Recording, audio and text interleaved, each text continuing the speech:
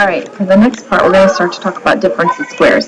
How you know it's a difference of squares is if you have two terms that are both square terms and there's a minus sign between them, hence the word difference.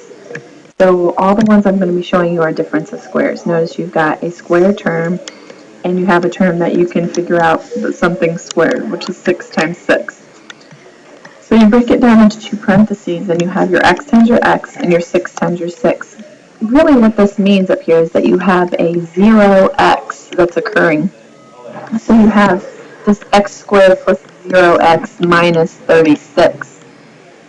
Well, the way you get that 0 is by having a positive 6 and a negative 6. And so that's where this minus plus comes into play. We need a 0x. So I just like to explain that reasoning rather than just going through it. So I'm going to explain that reasoning a couple times.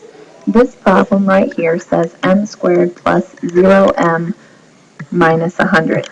So when I break this up into two parentheses, I know I need m times m, and I need 10 times 10, but I need a 0m in the end. So I've got a 10m and a 10m, and the only way I'm going to get it to be 0 would be to make one of them negative. So I do a minus and a plus, and that gives me that 0 term. From now on, I'm just going to go straight to my answer. So again, I have a difference of squares because this is 3x times 3x, and this is a difference of squares, or a square term, because it's 2 times 2. So I'll write 3x times 3x, I'll put 2 times 2, and I'll put a minus and a plus. So that way I get that negative 6 and positive 6, which creates 0x. The next one, I have a 5m times a 5m. That would be what 25m squared is. But then 8 times 8 is 64, so I have an 8 and an 8. A minus and a plus gives me that 0 for my middle term. The last two for this section, I have a 2x times a 2x. That gives me my 4x squared. This is a square. It's 7 times 7.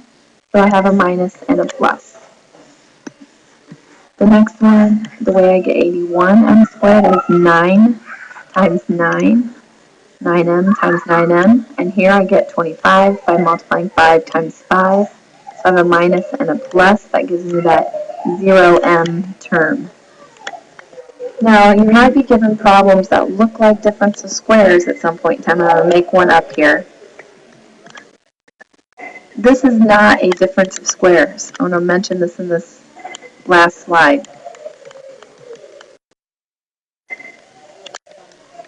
The reason why it's not a difference of squares is because you can't tell me a number times another number that will give you 5. There is no number that will give you 5. 5 times 1 does, but it has to be the same number. So this is not a difference of squares. Even though this is a square term, which is 1 times 1, even though this is a square term, because this 5 here, it makes it not a difference of squares, and so this is actually not factorable.